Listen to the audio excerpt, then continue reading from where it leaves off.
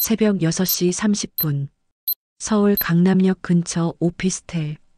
김 대리는 또다시 알람 소리에 눈을 떴습니다. 손으로 얼굴을 감싸며 중얼거립니다. 아, 또 월요일이구나. 침대에서 일어나기 싫어 10분을 더 누워 있다가 황급히 세수하고 옷을 갈아입습니다. 거울 속 자신의 모습을 보며 생각합니다. 언제부터 이렇게 늙어 보였지? 지하철 2호선 출근길. 빽빽하게 들어찬 사람들 사이에서 김 대리는 문득 깨달았습니다. 내가 지금 어디로 가고 있는 거지? 이게 내가 원했던 삶이었나? 그날 저녁 야근을 마치고 집에 돌아온 시간은 밤 10시 30분. 냉장고에서 편의점 도시락을 꺼내 전자레인지에 돌리면서 스마트폰을 확인합니다. 카톡 메시지 47개, 대부분 업무 관련. 그 순간 김 대리는 무너져 내렸습니다. 내 인생이 이게 전부인가? 회사, 집, 회사. 이 루프에서 언제 빠져나올 수 있을까?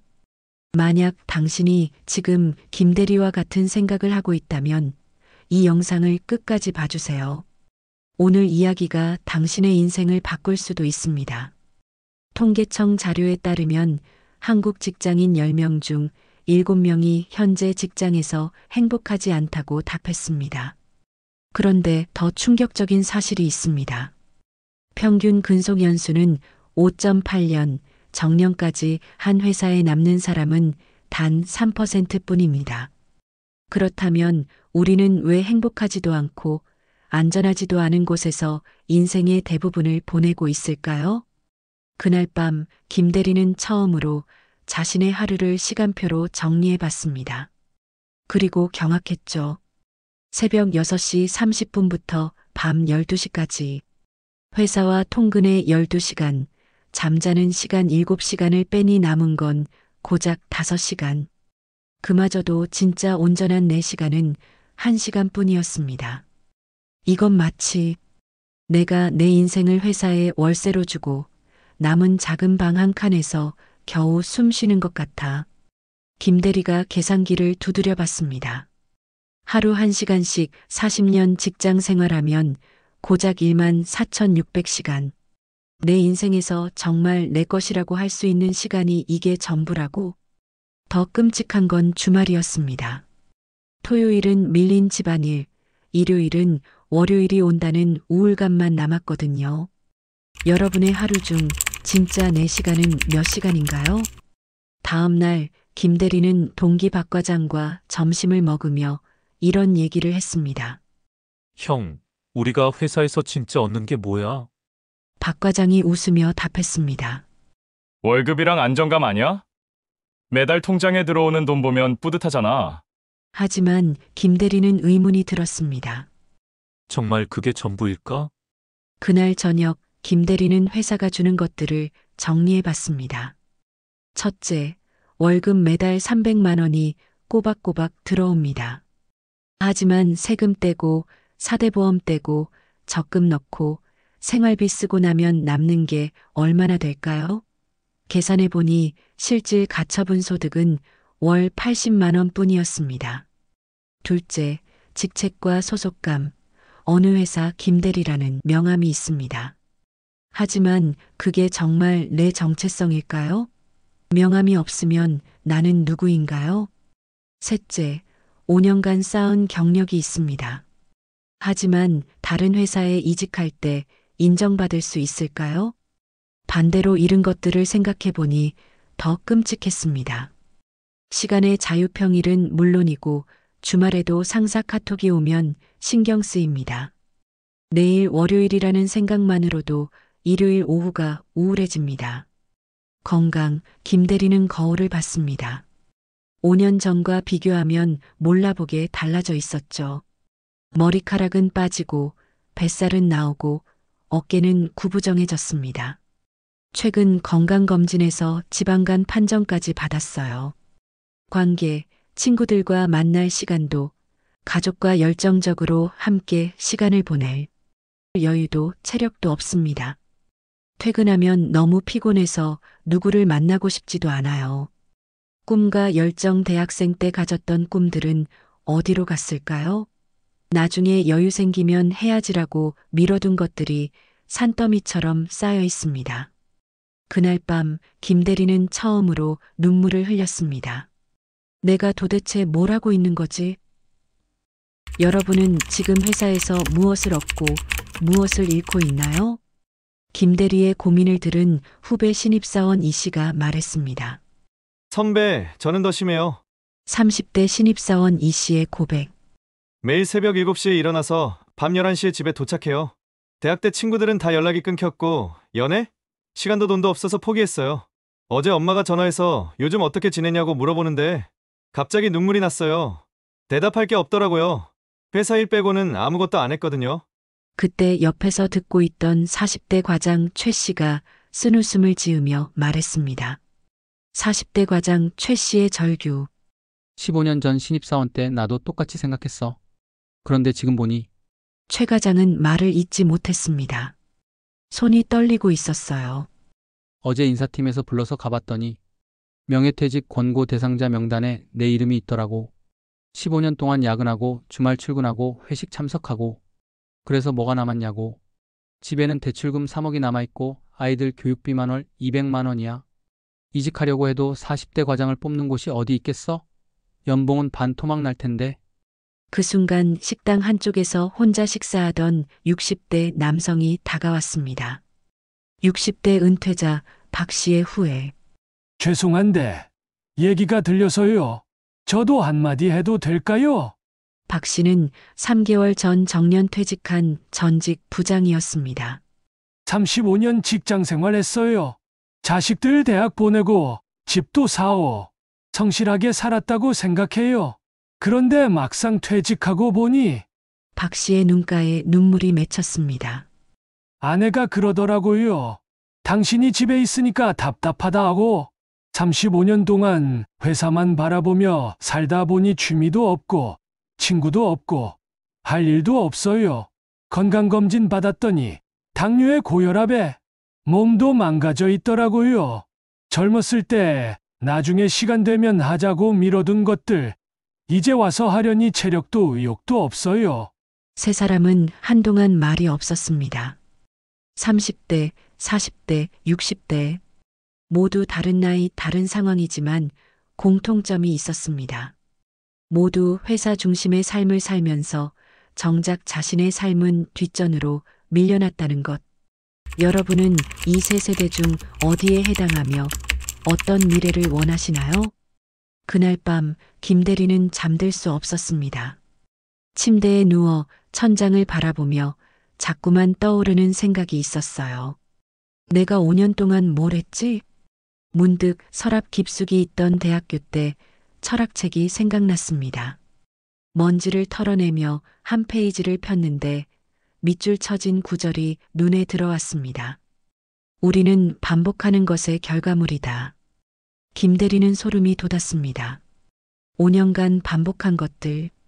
매일 아침 7시 알람, 같은 지하철, 같은 사무실, 같은 점심 메뉴, 같은 야근, 같은 편의점 도시락. 그는 휴대폰을 들여다봤습니다. 스크린 타임을 확인해 보니 하루 평균 3시간. 대부분 의미 없는 영상과 SNS였어요. 하루 3시간이면 1년에 1095시간이네. 이 시간에 뭘 할 수 있었을까? 그때 갑자기 3년 전 일이 떠올랐습니다. 김대리, 나 회사 그만둘까봐? 미쳤어? 너 지금 연봉 얼마인데? 안정적인 회사 놔두고? 근데 이대로 살면? 나는 언제 진짜 내가 원하는 일을 해볼까? 김대리는 그때 정민이를 말렸습니다. 현실을 봐라, 위험하다고 했죠. 3개월 전 정민이와의 재회. 김대리, 진짜 오랜만이다. 정민이는 완전히 달라져 있었습니다. 얼굴에는 활기가 넘쳤고 몸도 훨씬 건강해 보였어요. 요즘 뭐 해? 온라인 강의 플랫폼 운영해. 새벽 5시에 일어나서 운동하고 공부하고. 하루가 정말 알차. 김대리는 그때도 이해하지 못했습니다. 새벽 5시에 일어나서 뭘 하냐고 생각했거든요. 하지만 지금은 알겠어요. 정민이는 자신을 위한 습관을 만들었고 자신은 회사를 위한 습관에만 갇혀 있었던 거죠. 김 대리는 거울 앞에 섰습니다. 3년 전과 비교해서 정민이는 점점 젊어 보이는데 자신은 늙어만 가고 있었어요. 나는 정말 노예구나. 그 순간 깨달았습니다. 월급이라는 쇠사슬에 안정이라는 이름의 감옥에 스스로를 가둬왔다는 것을. 김 대리는 벽에 붙어 있는 달력을 봤습니다.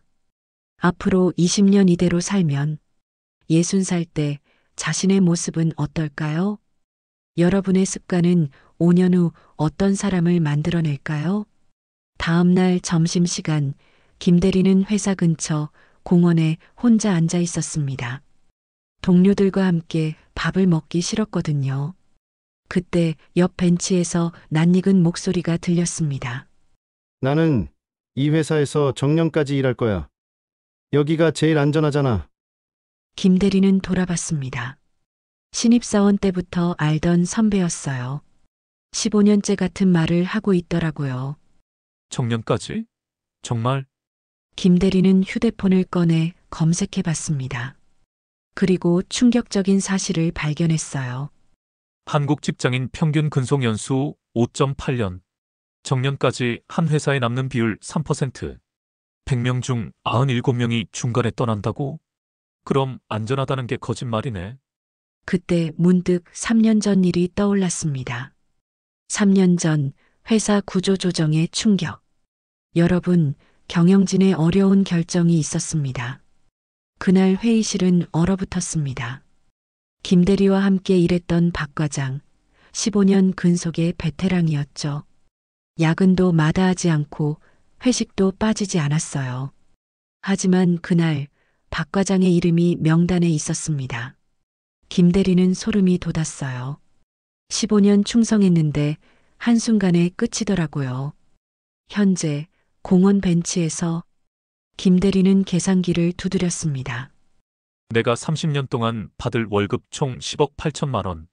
와, 맞네. 하지만 빠져나가는 돈들을 계산해 보니 세금 30%, 생활비, 대출 이자. 계산 결과 30년 후에 남는 돈은 고작 몇 천만 원 뿐이었어요. 30년 일해서 이것밖에 안 남아? 그런데 회사는 언제든 나를 자를 수 있고. 그때 옆에서 누군가 말을 걸었습니다. 젊은이, 뭘 그렇게 심각하게 계산해? 70대로 보이는 할아버지였어요. 회사 다니면서 미래를 계산 중이에요. 할아버지가 쓸쓸히 웃었습니다. 나도 너 나이 때 그런 계산해봤지? 35년 전에 말이야. 그래서 어떻게 되셨어요? 회사는 IMF 때 없어졌고 나는 50살에 길거리로 나앉았어. 그때 깨달았지. 회사란 게 필요할 때만 우리를 쓰는 거라는 걸. 할아버지의 목소리에는 깊은 한이 서려 있었어요. 젊은이, 회사는 절대 당신을 지켜주지 않아. 당신이 회사를 지켜줄 뿐이야. 그 차이를 꼭 기억해. 김 대리는 전율했습니다. 지금까지 안전하다고 믿었던 모든 것들이 사실은 모래성이었던 거예요. 그 순간 깨달았습니다. 한 개의 다리로만 서 있는 의자는 언제든 넘어질 수 있다는 것을, 자신에게는 다른 다리가 필요하다는 것을. 여러분은 지금 몇 개의 다리로 서 있나요? 30년 후 여러분에게 정말 남을 것은 무엇일까요? 그날 저녁 김 대리는 대학 동창회에 참석했습니다. 그곳에서 완전히 다른 삶을 살고 있는 두 친구를 만났죠. 김 대리, 오랜만이야. 민수는 여전히 밝고 활기찼습니다. 오히려 대학 때보다 더 젊어 보였어요. 민수야, 너 요즘 뭐 해? 유튜브에 구독자 50만 명 넘었어. 김 대리는 놀랐습니다. 민수는 3년 전까지 자신과 똑같은 회사원이었거든요. 언제부터 시작했어? 3년 전부터. 처음에는 퇴근하고 매일 1시간씩 영상 만들었어. 진짜 힘들었지. 6개월간 수익이 월 2만 원도 안 됐거든? 민수의 눈이 반짝였습니다. 그런데 포기하지 않았어. 주말마다 영상 편집 배우고 출퇴근길엔 다른 크리에이터 분석하고 그러다 보니 어느새 월 수익이 1,000만 원을 넘더라고. 1,000만 원. 김 대리는 깜짝 놀랐습니다. 응, 지금은 회사 그만두고 이것만 해. 무엇보다 자유로워. 언제 일하고 언제 쉴지 내가 정해. 민수와 헤어진 후 김 대리는 또 다른 친구 영수를 만났습니다. 영수의 얼굴은 말이 아니었어요. 영수야, 무슨 일이야? 얼굴이 왜 그래? 형, 나 이번에 구조조정 당했어. 영수는 20년간 한 회사에서 성실히 일했습니다. 야근도 마다하지 않았고 회식도 빠지지 않았어요. 20년간 회사만 바라보고 살았는데 한순간에 끝이더라고. 퇴직금도 예상보다 적고 이직하려니까 나이가 걸려. 영수의 목소리가 떨렸습니다. 집에 대출금 2억이 남아있고 애들 교육비까지 어떻게 해야 할지 모르겠어. 운명을 가른 3년. 김 대리는 소름이 돋았습니다. 민수와 영수 똑같은 조건에서 시작했는데 왜 이렇게 다른 결과가? 차이는 단 하나였습니다. 퇴근 후 시간 활용법. 민수는 퇴근 후 일시간을 자신의 미래에 투자했고 영수는 TV와 스마트폰으로 시간을 보냈던 거죠. 3년이라는 시간이 이들의 운명을 완전히 바꿔놓았습니다. 김 대리는 깨달았습니다. 지금 이 순간이 바로 갈래길이라는 것을. 민수처럼 될 것인가, 영수처럼 될 것인가. 여러분은 지금 퇴근 후 시간을 어떻게 보내고 계신가요? 동창회에서 돌아온 김 대리는 잠들 수 없었습니다. 침대에 누워 천장을 바라보며 계속 생각했어요. 왜 민수는 성공했고 영수는 실패했을까? 왜 나는 아직도 여기 있을까? 그때 문득 예전에 들었던 말이 떠올랐습니다. 경기가 나빠서, 회사가 몰라줘서, 나이가 많아서, 시간이 없어서. 김 대리는 깨달았습니다. 자신도 항상 이런 핑계를 댔다는 것을. 아, 내가 계속 남탓만 했구나.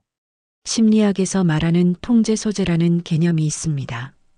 내적 통제 소재를 가진 사람은 내가 노력하면 바꿀 수 있다고 믿어요. 외적 통제 소재를 가진 사람은 모든 건 운이나 환경 탓이라고 생각하죠.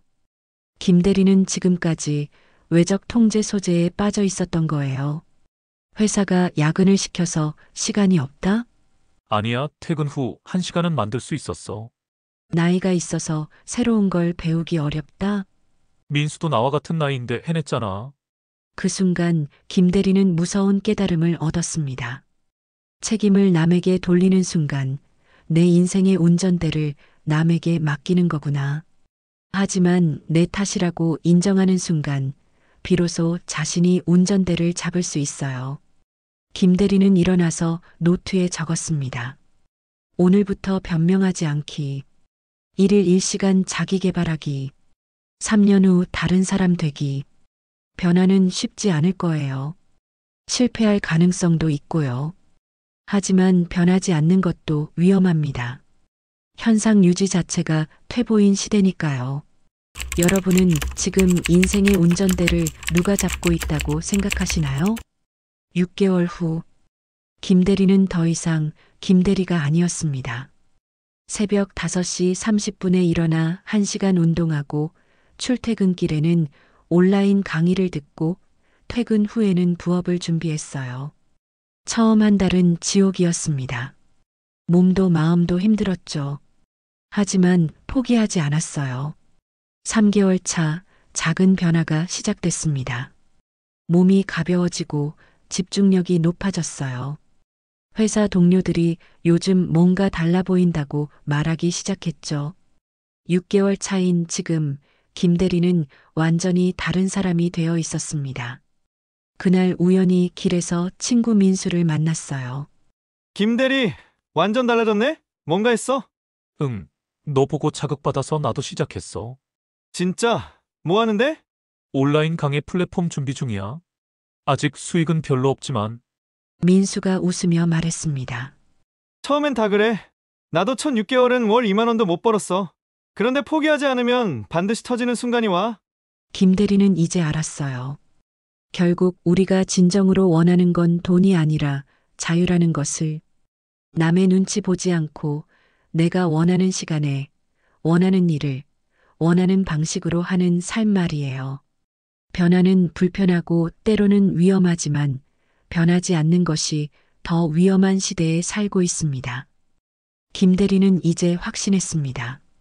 변화는 가능하다고. 1년 후, 3년 후 자신의 모습이 기대된다고. 여러분도 오늘부터 시작해 보세요. 완벽한 계획보다는 작은 행동이 중요해요. 퇴근 후 30분이라도 자신만을 위한 시간을 만들어 보세요. 마지막 질문입니다. 여러분은 3년 후 어떤 모습이 되고 싶으신가요? 기억하세요. 당신이 오늘 만든 작은 습관이 내일의 자유를 결정합니다. 댓글로 여러분의 결심을 들려주세요. 서로의 이야기가 큰 용기가 될 거예요. 더 많은 동기부여 컨텐츠를 원하신다면 구독과 좋아요, 알림 설정 부탁드립니다. 여러분의 변화를 진심으로 응원합니다.